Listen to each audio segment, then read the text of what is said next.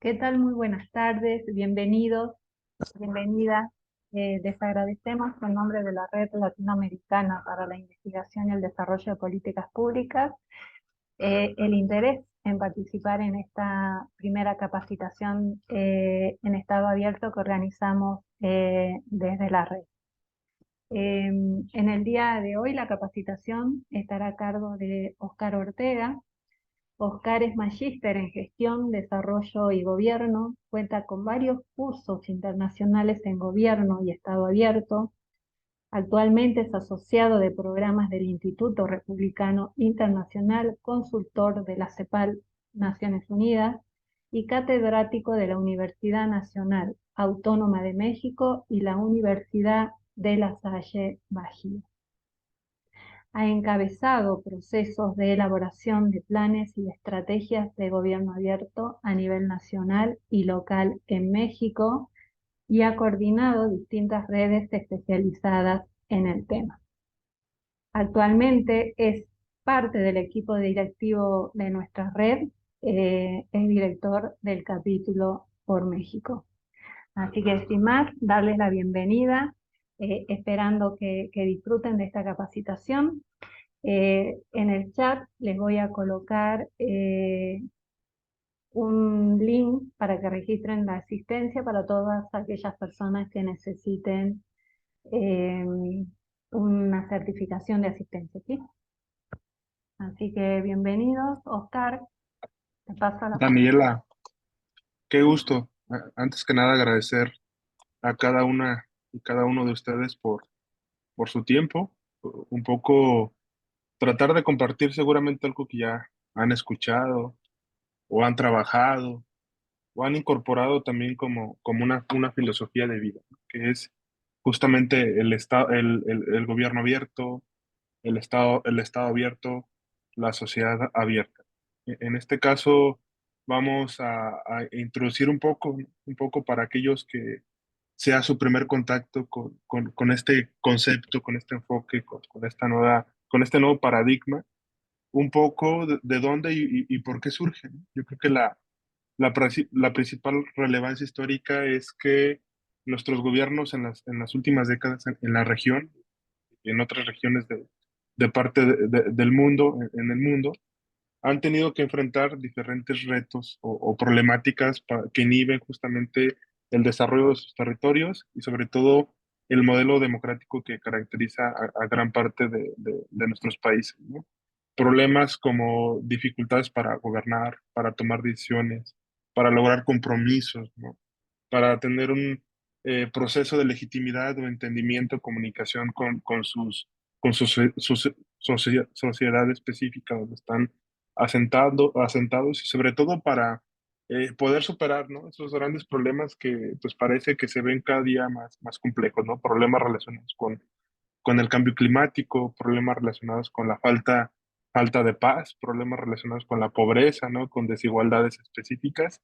El gobierno abierto surge ante esta necesidad.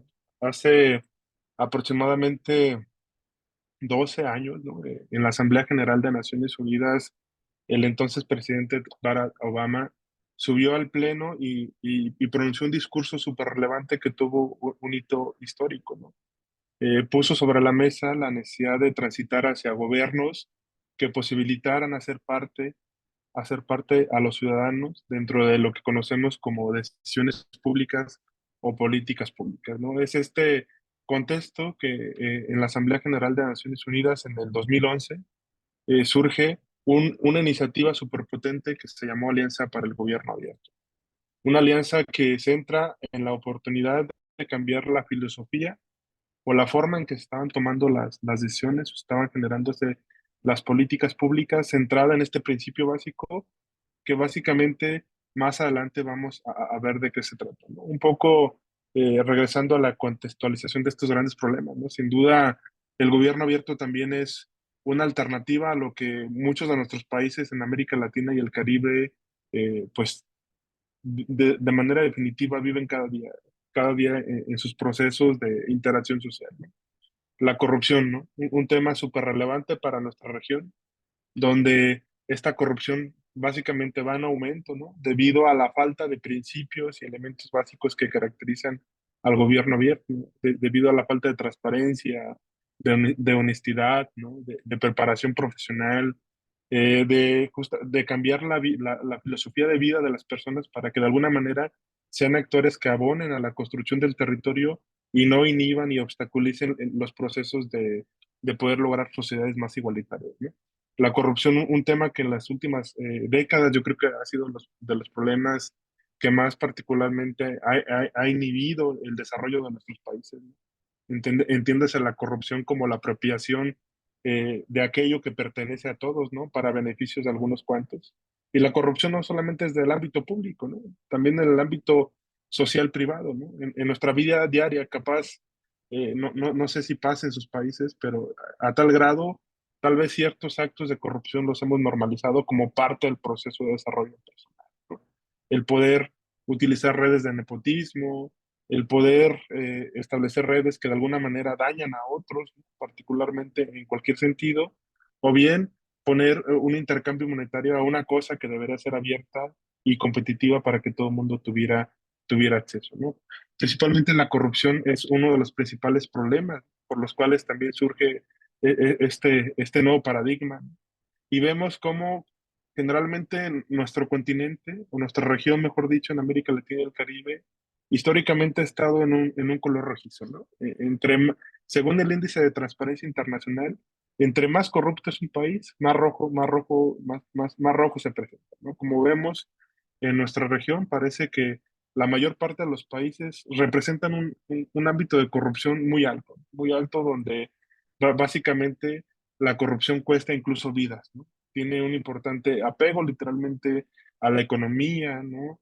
Al recurso público que puede ir destinado a la política educativa, ¿no? A la política social, a la política del desarrollo de nuestros territorios en general, ¿no?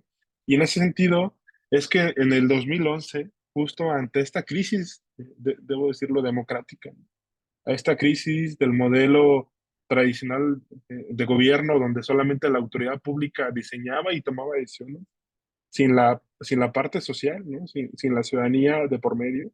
Era la autoridad pública la que tenía la decisión final, la que tomaba decisiones tal vez centralizadas en un gobierno central que no conocía la propia realidad de los territorios y que eso a su vez generaba mayores desigualdades, ¿no? Porque había ganadores, perdedores y dentro de algún sentido algunos se encontraban beneficiados más que otros por la falta de interacción, de conocimiento sobre cómo se tomaban esas decisiones, sobre qué recursos tiene el Estado, sobre cuál es su función y cómo podemos nosotros priorizar, ¿no? Porque también los recursos son limitados, ¿no? Lo que podemos hacer, tal vez como autoridad pública, en ocasiones se encuentra limitado por normativa, por los propios tiempos, ¿no? En el cual estamos en esta posición. Y en ese sentido, pues hubo un cambio de paradigma en 2011, ¿no? Surge esta alianza del gobierno abierto, donde por cierto México y Brasil, ¿no? Fueron los representantes de la región, fueron 8 países fundadores de la región, y desde entonces de 8 a 78 países y más de 50 gobiernos locales, que por cierto ya es posible que los gobiernos locales se incorporen a esta alianza internacional, se han sumado a esta estrategia de poder repensar la forma en que diseñamos política pública y diseñamos los procesos de poder solucionar esos problemas públicos complejos, ¿no? Ya aquí algunos de ustedes podrán ver en el caso de su país, ¿sí? Si se encuentra presente, ¿no? Desde qué año es parte de la alianza, porque básicamente para ser parte de la alianza necesitan tener una carta de solicitud de acceso, ¿no? El gobierno nacional o local necesita postularse a la alianza mediante una carta de intención y comprometerse a implementar estos principios de gobierno abierto como una política nacional o local que caracterice el diseño de sus políticas públicas locales o nacionales, ¿no? Pero ¿qué es básicamente el gobierno abierto? Que yo creo que aquí es algo que nosotros podemos un poco visualizar por qué es tan importante, ¿no? El gobierno abierto, yo ya había mencionado que es un cambio de paradigma, ¿no? Es una forma distinta de gestionar lo público, ¿no? Que invita, ¿no? A transparentar, a aperturar, a colaborar con la ciudadanía, a que la ciudadanía forme parte de estos procesos de decisión a que las autoridades transparenten, rindan cuentas sobre el quehacer del ámbito público, pongan a disposición de la ciudadanía información y de alguna manera innoven en la forma en la forma en la que están tomando decisiones públicas. Y innovar no solamente es el uso de tecnología, ¿no? Innovar significa, de alguna manera, cómo hacemos diferentes las cosas para mejorar el resultado final o el proceso que buscamos lograr hacia un objetivo específico de desarrollo, ¿no? Aquí hay una conceptualización que en lo particular me encanta, ¿no? Yo creo que es el concepto que más noción tiene desde la parte profesional y desde la parte práctica. Podemos entender al gobierno abierto como aquel que co-innova. Si se fijan, el con, ¿no? Con el acompañamiento, el, el que co-innova con todas y todos sus ciudadanos, que comparte recursos y recursos monetarios, de información, humanos, todo lo que el Estado tiene anteriormente, que anteriormente solamente pertenecía a aquellos que formaban parte de la administración de lo público, del gobierno local, subnacional y nacional, ahora lo comparte. Y aquel gobierno que se dice abierto es aquel que aprovecha la colaboración de sus ciudadanos, ¿no? De todos estos agentes territoriales que están en un ámbito específico y que a partir de otorgar esta información y transparencia en sus operaciones, fomenta, fomenta de manera colaborativa trabajar como una organización verdaderamente abierta que colabora para poder dar soluciones específicas, ¿no? Incluso hoy en día, he de decir que el gobierno abierto se encuentra ya superado por otros conceptos que básicamente también adoptan estos mismos premisas, que es el Estado abierto, ¿no? Donde no solamente se suma el Ejecutivo, que por ahí empezó en su momento la alianza del gobierno abierto, la parte ejecutiva, sino que ahora el legislativo con parlamentos abiertos y el judicial con justicia abierta se incorporan como los tres poderes en este ámbito de pensar cómo aperturamos y somos abiertos para poder tomar decisiones con base a estos principios hacia un Estado abierto, ¿no? Y como la sociedad es parte fundamental de esto, ¿no? Sin la sociedad no hay gobierno abierto, sin ciudadanos comprometidos a poder colaborar, a poder informarse, a poder participar, a poder abonar al diseño de una nueva forma de tomar decisiones, tampoco hay Estado y gobierno abierto. Por lo tanto, también un concepto que está tomando mucha fuerza, de alguna manera, es cómo tenemos también sociedades abiertas, ¿no? Porque también el ciudadano, al ser una nueva cultura, ¿no? De interacción con el Estado, difícilmente está acostumbrado a colaborar. No sé si en sus países pase, pero en México el ciudadano espera que el Estado le solucione su problema, ¿no? Espera que la autoridad pública llegue a solucionarle su problema, ya sea con una dispensa, con un apoyo o realizando alguna actividad específica, sin que él forme parte de ese proceso, ¿no? De incorporación a poder también realizar algo para poder cambiar ese estado negativo en el cual se encuentra. También es un nuevo cambio de paradigma en la forma de hacer ciudadanía, en la forma en la cual el ciudadano tradicionalmente tenía esta interacción con el Estado, ¿no? Donde él era digamos, una persona que estaba inmersa en lo que el Estado le dirigiera. Ahora nos encontramos en igualdad de circunstancias y cómo de manera colaborativa, ambos dentro de este modelo de gobierno abierto, de gobernanza, formamos parte de un proceso social en el cual la única manera de superar los problemas complejos en los cuales nos encontramos hoy en día es a través de este proceso de colaboración y participación, ¿no? Y en este sentido, gobierno abierto tiene que ver con este cambio cultural de tanto cómo trabajan las instituciones públicas o cómo deben de trabajar las instituciones públicas a través de estos principios como el propio rol del ciudadano, ¿no?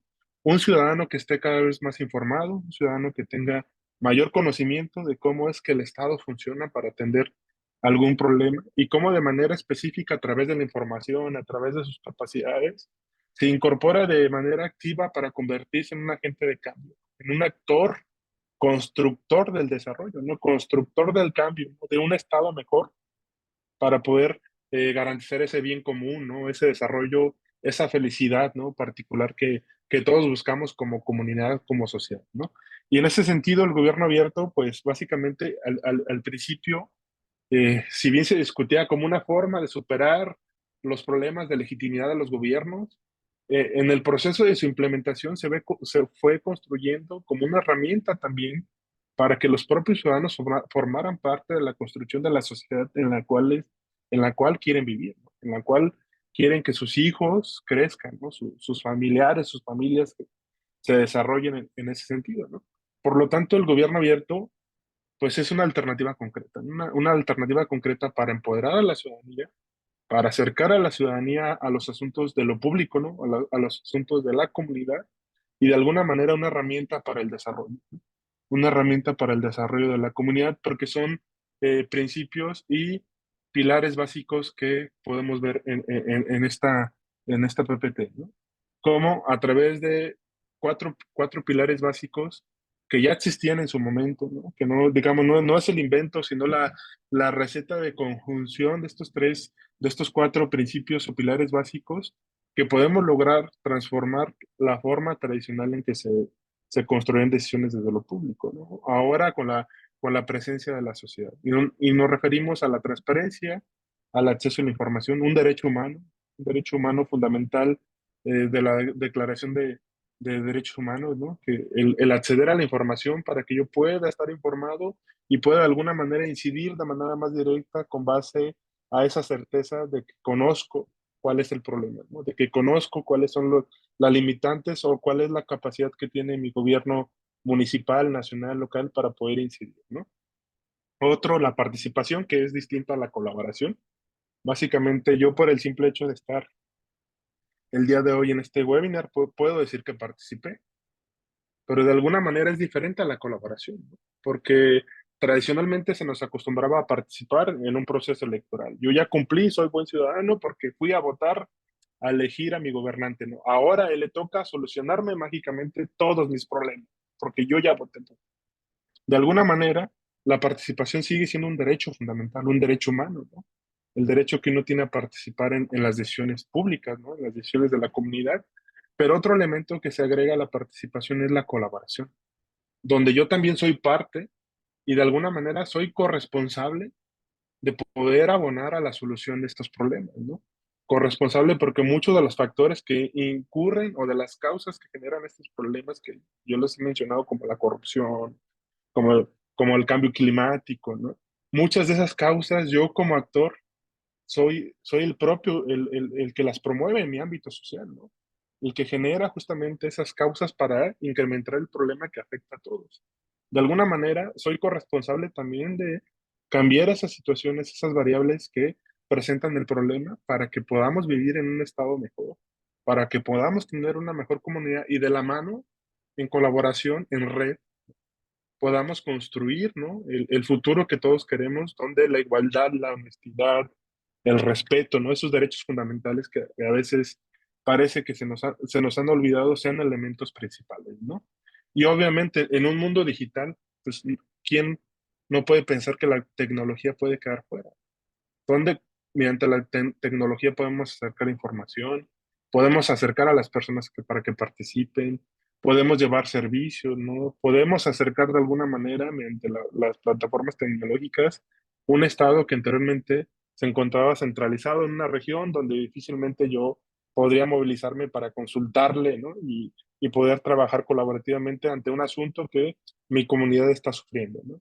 Hoy en día la tecnología ha ha dirimido esas brechas, ¿no? Territoriales, pero también el uso de la innovación, ¿no? ¿Cómo es que empezamos a tomar decisiones distintas? Porque si las decisiones si se siguen tomando de manera tradicional, sesgada entre algunos cuantos, ¿no? O impregnada al beneficio de algunos cuantos, pues la tecnología no tiene sentido, ¿no? De alguna manera la innovación también representa un elemento fundamental de cómo tomamos decisiones de manera diferente para poder mejorar las decisiones públicas, ¿no? O las decisiones sociales en el contexto donde nos localicemos, ¿no? Yo hace un momento les hablaba, ¿no? Sobre la importancia de la transparencia, del acceso a la información. El acceso a la información es un derecho humano indispensable de todo gobierno que se diga democrático, ¿no? Desde 1948, sé que ustedes son muy jóvenes, ¿no? Tal vez ni siquiera habían nacido, ¿no? Pero desde 1948, artículo 19 de la Convención Interamericana de Derechos Humanos, Eh, el acceso a la información es un derecho humano, ¿no? Por el simple hecho de ser persona, ¿no? Tú tienes derecho a acceder a esta información que es de todos, ¿no? Información pública. Se trata del derecho por el cual la ciudadanía puede solicitar información al gobierno y obtenerla en un tiempo razonable, ¿no? En el caso de México, sabemos, hay una ley nacional de transparencia que yo creo que la mayor parte de nuestros países ya contamos con una. En el caso de México, esta respuesta razonable es de 5 días, 5 días hábiles. Yo como ciudadano solicito información a mi autoridad, por ejemplo, de quién es el encargado de poder atender alguna necesidad en educación o administrar un hospital público, ¿no? O una escuela pública. Y la autoridad, por lo tanto, tiene 5 días hábiles para responder. Si no, está incumpliendo con la ley. Si no, yo puedo activar un recurso ante un organismo garante de la información, del acceso a la información, para que de alguna manera podamos acceder a esa información que nos pertenece porque es un derecho humano. Y no me la pueden negar porque esa información es de todos y de todas. Entonces, desde 1948 tenemos este derecho humano y de alguna manera, pues recientemente, después del año 2000, 2010, hemos revelado que es importante hablar de este derecho humano. La participación ciudadana, que yo ya les comenté que es diferente a la colaboración, también un derecho humano, ¿no? Reconocido en la propia Declaración Universal de Derechos Humanos de 1948, artículo 21, que básicamente es el proceso mediante el cual nosotros nos hacemos partícipes, ¿no? Nos corresponsabilizamos de alguna manera a involucrarnos en un proceso donde nosotros también somos corresponsables de poder construir el entorno, el espacio, ¿no? La sociedad en la cual queremos vivir, ¿no? Y es una responsabilidad cívica. No solamente hablamos de derechos, sino también de responsabilidades, ¿no? Todo derecho va acompañado de una responsabilidad. En este caso, al ser la participación ciudadana un derecho, también es una responsabilidad de poder ser parte, ¿no? Cuando no somos parte y no nos involucramos, entonces somos corresponsables de la situación en la que vivimos, ¿no? De las propias desigualdades, de los propios factores que generan violencia, ¿no? De los propios factores que generan corrupción, porque de alguna manera quien no se involucra en construir una mejor sociedad, literalmente es corresponsable porque es omiso, ¿no?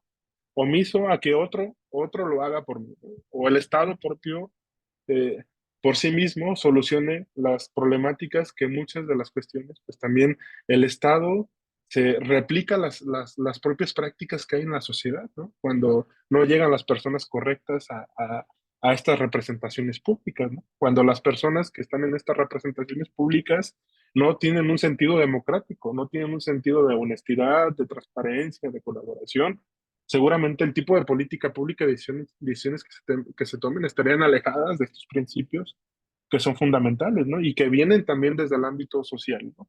Y es un derecho humano que debemos proteger y cuidar porque, aunque no lo crean, pues la democracia, pues podemos contar con ella hoy, pero el día de mañana no puede ser el sistema político que nos gobierna, ¿no? Muchos de nuestros países en la región han pasado por dictaduras muy fuertes donde incluso pensar diferente les ha costado la vida. Entonces, ¿cómo revalorar la democracia y estos derechos humanos fundamentales para que podamos construir y fortalecer en el tiempo que sea un modelo que nos caracterice el diseño de las decisiones públicas, ¿no? Entonces, la participación y la colaboración en un ámbito mayor, ¿no? ¿Cómo colaborar es distinto a participar? Porque el grado de influencia y poder es distinto, ¿no? Por un lado, en ocasiones nos convocan a mecanismos de participación que son mecanismos de participación, pero en un grado menos efectivo, ¿no? Donde solamente se nos informa o se nos da información, pero nunca se nos pregunta qué pensamos, ¿no? ¿Qué pensamos sobre esa información que se nos pone a disposición? Y ya participamos, ¿no? Ya fuimos a una asamblea, se nos informó, gracias, pueden continuar con su vida, pero nunca se nos pregunta qué pensamos sobre esa información, ¿no? Un nivel consultivo donde ya podemos tener, no sé, una reflexión sobre eso, sobre la información que nos proveen. Podemos tener un consejo consultivo, por ejemplo, que se estila mucho en México, donde podamos acceder a información pública y se nos consulte qué opinamos, pero la decisión final sigue estando en manos de la autoridad. La autoridad dirá pues mira, creo sensato que lo que opinas es algo racional y lógico y se implementará de esta manera, o yo simplemente cumplo, te consulto, pero la decisión final sigue siendo, ¿no? Un nivel decisorio donde ya de alguna manera democráticamente es un mecanismo donde participo, se me informa y llegamos a una decisión final consensuada y se ejecuta de acuerdo al consenso, ¿no? Pero un nivel mucho mayor, ¿no? Donde la colaboración también o la cogestión del ciudadano es un proceso donde nos involucramos en su propia implementación, ¿no? ¿Qué actividades podemos realizar desde mi ámbito académico, empresarial, social, ¿no? Como funcionario, para poder llevar a bien esa decisión y poder implementar o construir acciones que puedan facilitar llegar al objetivo primordial que es inhibir esos problemas que nos afectan a todos, ¿no? ¿Cómo le doy seguimiento? ¿Cómo lo evalúo para ver si esa decisión que construimos, implementamos, es la mejor o podemos reestructurar la decisión para implementarla de mejor manera en el siguiente ejercicio, ¿no? Un proceso, mecanismo de participación y colaboración debería ser de esta manera, que no solamente se nos consulte o se nos pida una opinión, sino que se nos haga partícipes de todo ese proceso de implementación, seguimiento, hasta la evaluación si logramos un cambio, ¿no? Si logramos un cambio en ese problema, que lo construimos bajo estos principios del gobierno abierto, ¿no? Y en ese sentido, uno de los principales desafíos que creo yo que podemos también nosotros promover, ¿no? No solamente es este cambio cultural de poder tomar decisiones desde el ámbito público, ¿no?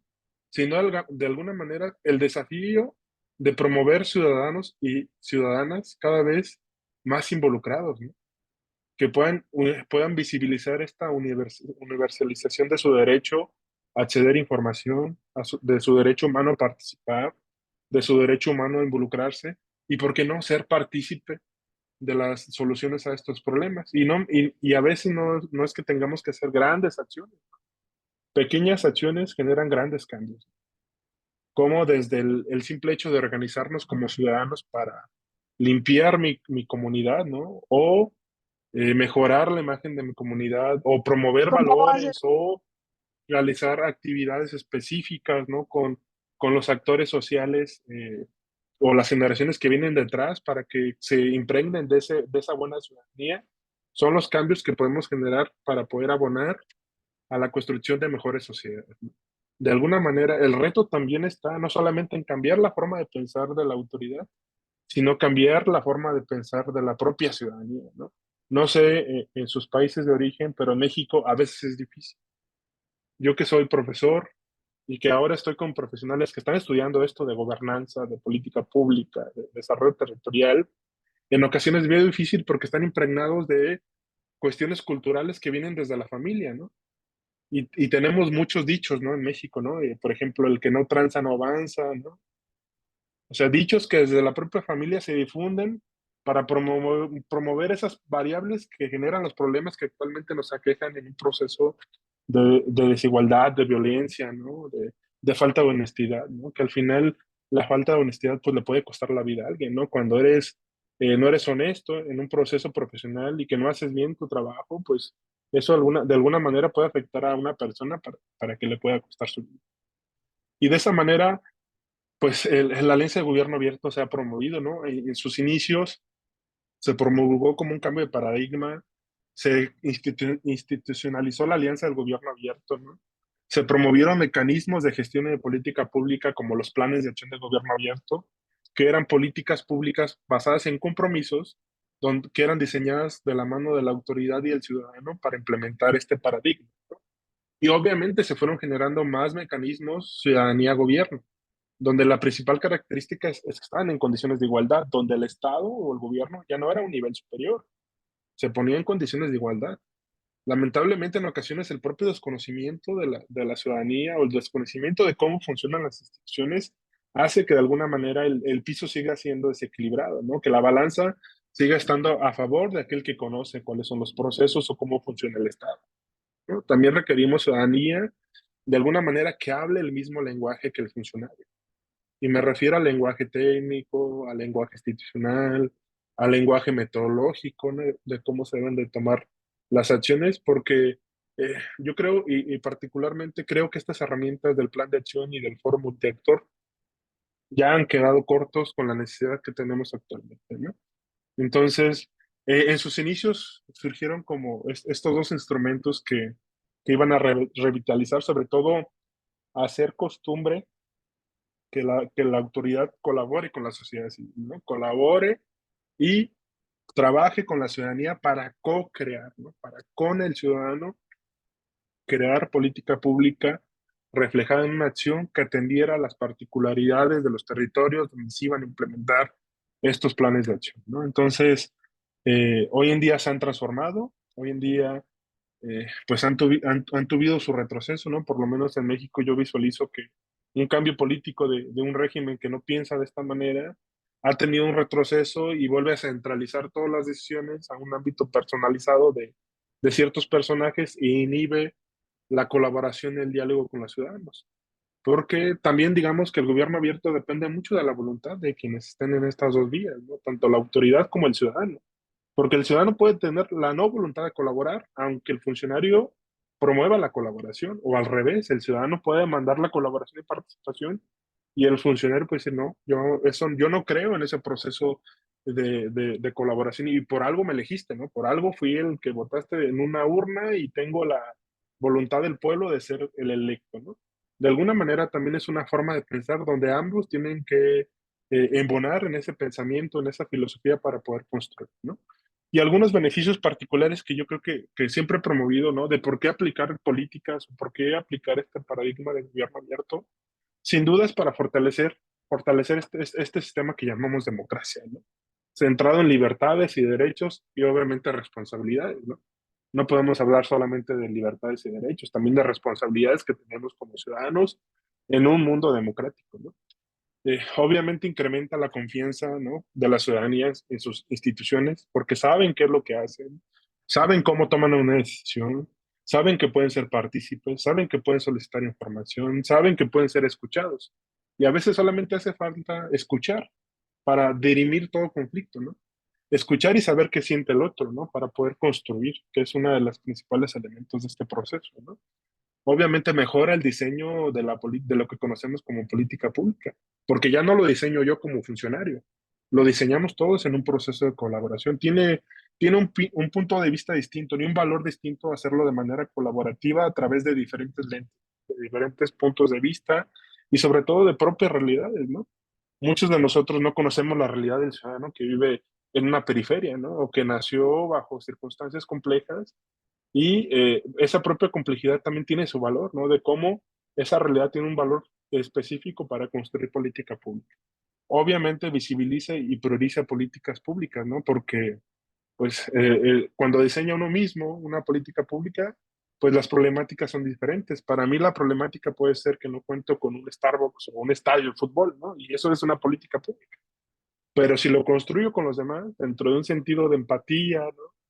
De poder conocer la realidad del territorio, seguramente entonces se visibilizarán problemáticas que ni por la mente se me pasaban, porque yo no vivo ese proceso de vida, ¿no? En ese sentido también se visibilizan problemáticas públicas. Obviamente colaborar, transparentar, dar información, dificulta que haya acciones de corrupción, porque de alguna manera se quita un telón dentro de ese proceso y conozco que hay detrás de ese telón, que es el Estado, que es la institución pública, y pues impulsa procesos de innovación, tanto tecnológica como institucional, y mejora esa eficacia, ¿no? Directiva que tiene obviamente el gobierno como tal, ¿no? La autoridad. Ya por último, tenía unas prácticas, pero yo creo que ya no me van a alcanzar. Y pongo un videíto, pongo un video para poder compartir un video que en particular me emociona bastante, de qué es en resumen y por qué surgió la Alianza Internacional y cómo en diferentes países del mundo ha tenido un impacto a partir de esta forma de construir política pública, ¿no? Dejo este video, con esto cierro y quedamos a la orden para futuras conversaciones.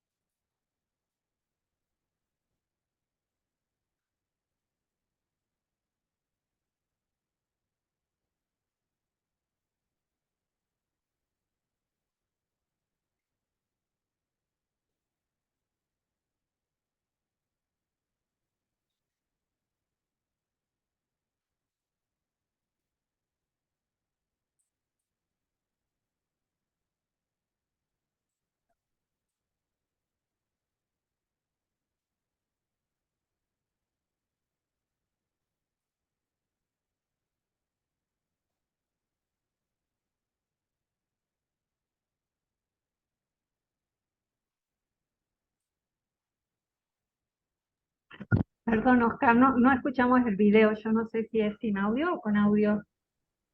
¿No se escucha? Perdón. No, no. Igual estamos leyendo Ok, todo, pero se ve muy ya, chiquitito. ya se ve muy pequeño. Si gustan, les paso el video. Yo creo que sería la mejor manera, se ve un poco pequeño. Y con esto cerraría, ¿no? Solamente a hacer la invitación a poder visibilizar la importancia de colaborar, ¿no? De trabajar bajo estos principios, tanto del ámbito público y social, y de alguna manera, cómo los cambios se generan entre todos y todas, ¿no? Bajo redes de procesos de colaboración y donde el Estado es un facilitador de estos procesos, ¿no? Sin duda, ¿no? Sí, Pero hay también una los... pregunta, sí, Sí, perdón, hay una pregunta que te está haciendo Ángel. Dice, en un contexto de creciente preocupación por el cambio climático, ¿cómo pueden los gobiernos latinoamericanos desarrollar políticas públicas que promuevan el desarrollo sostenible sin sacrificar el crecimiento económico y el bienestar de sus ciudadanos? listo. De alguna manera, el crecimiento económico, y me he dado cuenta de lo último, también está impregnado de necesidades, ¿no? Y de problemas complejos que inhiben su crecimiento, ¿no? Muchas de las veces hay redes de corrupción, por ejemplo, entre actores que se ven beneficiados unos a otros e impiden el crecimiento de otros sectores económicos, ¿no? De alguna manera también el crecimiento económico tiene que ver con visibilizar que el crecimiento y el desarrollo igualitario económico también depende de todos, ¿no? Y que no solamente se debe centralizar en algunos cuantos. Pongo el ejemplo de un plan de negocios que estoy construyendo actualmente para una red de hospitales públicos, ¿no? Donde la principal necesidad que ellos ven que inhibe su crecimiento y un tema de salud, ¿no? Aunque sea del ámbito privado, son las redes de corrupción que hay entre ciertos actores, donde incluso la ambulancia lleva a un paciente del otro lado de la ciudad cuando el hospital está más cerca, ¿no? Y eso le puede costar la vida. Y cómo hay ciertas licitaciones donde se ven beneficiados algunos actores porque las áreas de compras reciben un diezmo, un pago por directamente ligar a sus clientes a ciertos actores, ¿no? Entonces también en este sentido, ¿no? Cómo de manera colaborativa visibilizamos problemáticas comunes y de alguna manera visibilizamos que el cambio climático también tiene pérdidas económicas, ¿no? Al momento de generar ciertos cambios, ¿no? Escasez de agua, sequías, ¿no? Por ejemplo, cómo el impacto de las acciones que hacemos como seres humanos que genera el cambio climático inhiben también el crecimiento económico, ¿no? Sobre todo para ciertas industrias que obviamente tienen un impacto como tal. Entonces, también este proceso, ¿no? De cómo transitamos a abordar problemas comunes, ¿no? Para poder generar un mejor, mejores condiciones de competitividad, de desarrollo, pues también tiene que ver con lo económico, ¿no? Lo ambiental tiene que ver con lo económico. Sobre todo cuando nuestras economías dependen principalmente de recursos, ¿no? De recursos naturales en nuestra región, pues estos impactos del cambio climático sin duda nos afectan, ¿no? Porque no hemos transitado hacia un modelo económico de tecnología, de desarrollo tecnológico que podamos localizar en el mercado, ¿no? Entonces, en ese sentido, yo creo que pues vivimos en un entorno social, económico, político, donde estas variables se tienen que trabajar bajo estos principios, donde todos somos partícipes para tener mejores condiciones de vida, ¿no? Excelente, Oscar, muchas gracias. Yo quisiera volver un poquito, también para cerrar toda esta idea de Estado abierto, y sobre todo focalizarme y hacer una reflexión sobre uno de los pilares, ¿no? Que marca la Carta Iberoamericana de Gobierno Abierto, que tiene que ver con la participación ciudadana, ¿sí? Si bien la participación ciudadana está consagrada en la Declaración Universal de los Derechos Humanos, sabemos que esta práctica, ¿sí? Está rezagada todavía en nuestra región, ¿sí? Es un deber, tenemos que concebir que la participación ciudadana es un deber y un derecho, ¿sí? Más aún, si se pretende mejorar la calidad de las políticas públicas, es de gran importancia que la participación ciudadana sea temprana y oportuna, es decir, que la misma esté presente desde el momento del diagnóstico de las problemáticas sociales que buscan solucionar las políticas públicas hasta la evaluación de los resultados de las mismas. O sea, en todo el ciclo de la política pública se debe dar la participación ciudadana, ¿sí? No olvidemos que las políticas públicas solo garantizarán y ampliarán derechos en la medida que coloquen a las personas en el centro de esas políticas públicas como titulares de derechos y no solamente como personas que tienen necesidades, ¿sí? Para esto hay que hacer escuela, mucha escuela, y desde la red latinoamericana estamos impulsando estos procesos, y vamos a promover junto a organizaciones del territorio eh, el desarrollo e implementación de estos mecanismos de participación, mecanismos que sean idóneos, ¿sí? Que no solo sean capaces de garantizar el ejercicio del derecho en sí mismo, o sea, de la participación ciudadana, sino también de garantizar su incidencia en el goce efectivo de otros derechos que tienen la potencialidad de materializarse a partir de la propia dinámica de la participación ciudadana. Por eso es muy importante una forma de legitimar las políticas públicas y que éstas eh, sean capaces de generar valor público es con la participación ciudadana. Si no, no se puede generar valor público. ¿Sí? No sirve de nada que los funcionarios públicos diseñen las políticas públicas encerrados en cuatro paredes y piensen que esa política va a tener un gran impacto en la sociedad, ¿sí? Porque no es así, no se va a generar valor público. Por eso yo quiero resaltar en este punto que la participación ciudadana como derecho y como principio debe ser concebida como una estrategia central para el desarrollo local en un marco de inclusión y equidad. Así que bueno, por ahí llegar hasta acá, sé que te tenés que ir, Oscar. Sí, Daniela, me disculpo, pero Sí, los sí, deberes sí. sociales mandan, ¿no? Y me queda un Sí, poco seguro. lejos, pero dejo mi contacto por ahí, mi correo. Digo, estamos para colaborar. De alguna manera podemos pasar contenido, podemos promover esta Sí, invitación que actualmente hace la Alianza para el Gobierno Abierto. Si ustedes son parte de un gobierno local, que se sumen a la alianza. Actualmente están eligiendo 50 gobiernos locales del mundo y viene acompañado de un proceso de acompañamiento técnico para poder realizar un plan o una política bajo estos principios y obviamente la visibilización de acceder a una red de gobiernos locales en el mundo que están trabajando bajo estos principios y que pueden compartir herramientas, estrategias y sobre todo donde hay ciertas reuniones que sí son presenciales al año, donde pueden poder compartir estas experiencias de manera física con una comunidad que está pensando de esta manera, ¿no? Y que bueno, principalmente cerrar con la frase de que el gobierno abierto se haga costumbre, ¿no? Que se haga costumbre en nuestra vida personal, profesional, y que nuestras autoridades o nosotros como funcionarios pues lo hagamos posible, ¿no? Les mando un abrazo y quedo atento ahí a sus dudas por correo, se los dejo y bueno, sigo promoviendo este tema, ¿no? Un abrazo. muchas gracias, Oscar. Bueno, la idea ahora es que podamos hacer un repaso porque esta red latinoamericana para la investigación y el desarrollo de políticas públicas se presentó el 19 de septiembre. Y comentarle que los países fundadores de esta red fueron Argentina, Bolivia, Brasil, Chile, Colombia, Ecuador, El Salvador, Honduras, México, Perú, Uruguay, y recientemente se ha sumado Guatemala y Venezuela. ¿Sí? Por supuesto, quiero pasarles la invitación, ¿sí? Están invitados a ser parte, eh, si tienen experiencia en temas vinculados al desarrollo sostenible, eh, formar parte de nuestra red. Sí, bueno, allá al final les comparto la página web donde van a encontrar un formulario donde pueden cargar sus datos, cargar sus antecedentes y bueno, en un proceso de selección pueden pasar a integrar algunos de estos capítulos. La red latinoamericana para la investigación y desarrollo de políticas públicas se empezó a configurar hace más de un año. No, es una organización supranacional integrada por muchos países, no persigue fines de lucro, no está partidaria, ¿sí? Se constituye como una plataforma regional para la generación de datos de base local y asistencia a los gobiernos locales, ¿sí?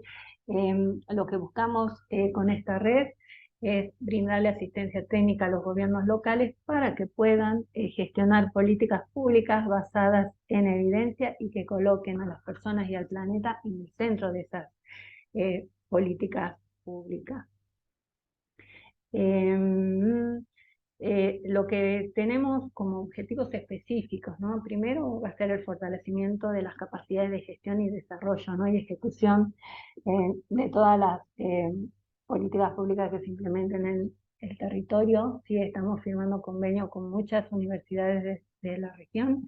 La semana que viene comenzamos con la diplomatura en gestión de políticas territoriales, que la estamos dictando desde la Universidad Estatal de Bolívar. Hemos firmado un convenio con la Facultad de Ciencias Económicas y Sociales de la Universidad Nacional de Salta de Argentina, donde estoy yo ahora.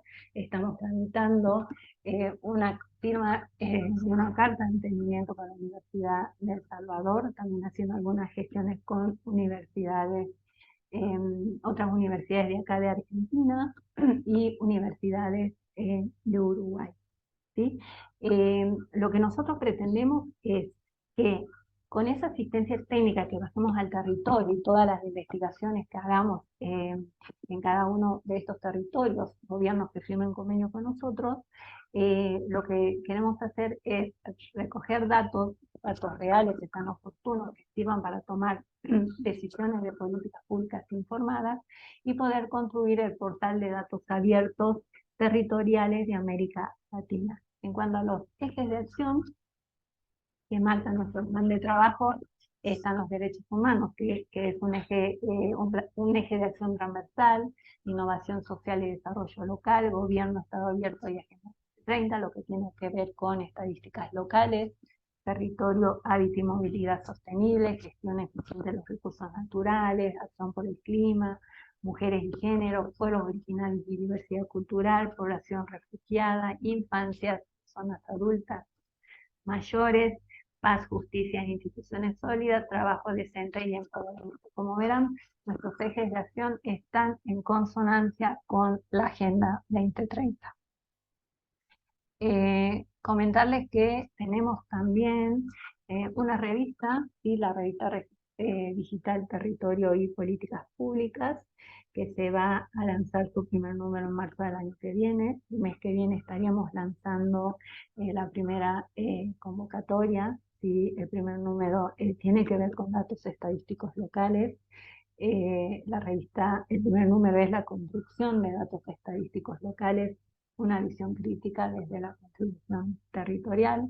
El convenio que firmamos con la Universidad Nacional de Salta, específicamente con la Facultad de Economía, es porque desde su centro de investigación se va a conformar el comité evaluador que va a evaluar nuestros artículos para que formen parte de esta primera edición. Bueno, como nosotros promovemos, es primordial las estadísticas o tomar decisiones de políticas públicas informadas, y tenemos nuestro REDSTAT o nuestro PERLA, que es el plan estadístico de la red latinoamericana, que lo que va a hacer es llevar registro y hacer eh, bastante relevamiento a nivel local, ¿no? Y lo vamos a ir subiendo a una plataforma y que todos los datos, hablando, ¿no? Que justo hablamos de gobierno abierto, ¿no? Estén a disposición de no solo de los hacedores de políticas públicas, sino también de los agentes de cambio social que hay en los territorios y que quieran impulsar políticas públicas, ¿sí? Para eso necesitamos datos. ¿Sí? Entonces, es importante la colaboración que estamos recibiendo. Por ejemplo, ya firmamos un convenio con el Foro de Intendentes de la provincia de Salta, que nuclea 60 municipios. Así que bueno, ahí ya tenemos una muy buena base para empezar a trabajar. También estamos firmando convenios con municipios de México. Y en breve vamos a iniciar unas evaluaciones. Primero es medir el índice de estado abierto de los gobiernos locales y después medir el índice de gestión para resultados, o sea, la capacidad que tienen los gobiernos locales para generar valor público a partir de sus políticas locales, y a partir de estas evaluaciones que nosotros hagamos desde la red se van a poder hacer mejoras de propuestas, mejoras de las políticas públicas que ya se estén implementando en territorio, o bien realizar propuestas de nuevas políticas públicas que contribuyan al desarrollo territorial. Ahí le dejamos los datos de la red y la página web, las redes sociales, y por supuesto ya nos queda su base de datos para poder pasarles nuestros informes anuales.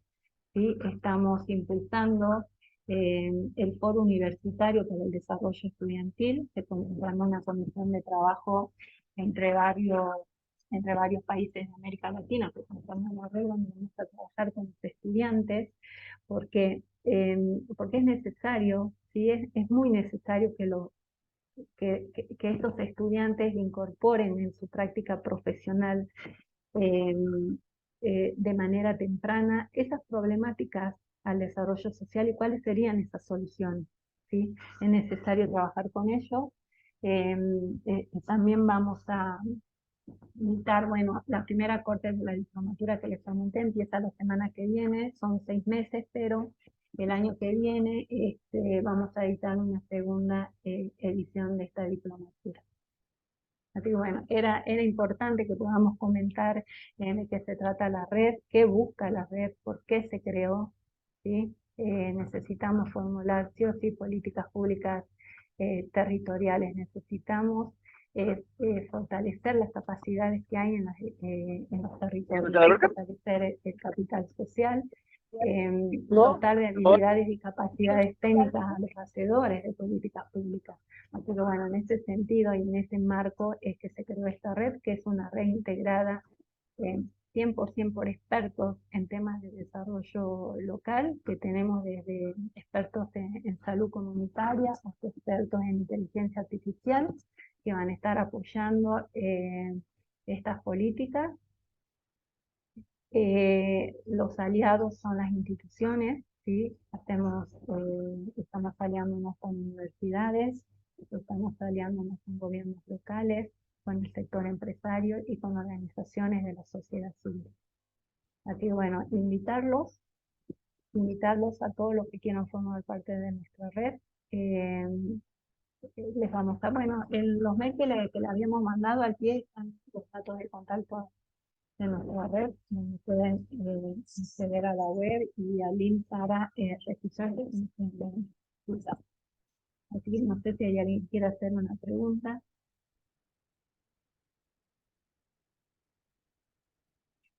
Bueno, ahí le pasó a Jenny, que es directora del capítulo Honduras, el link de la red, ¿sí? Abajo hay un apartado que dice involucrarme. Bueno, ahí le están pasando toda una maravilla.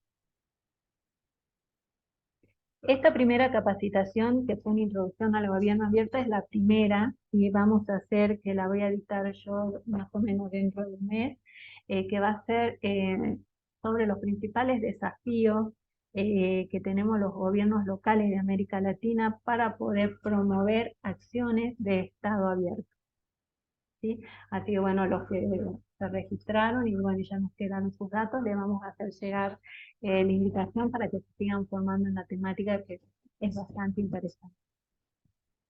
Así que no sé si hay alguna pregunta. Si no, nos despedimos y les agradecemos enormemente por habernos acompañado.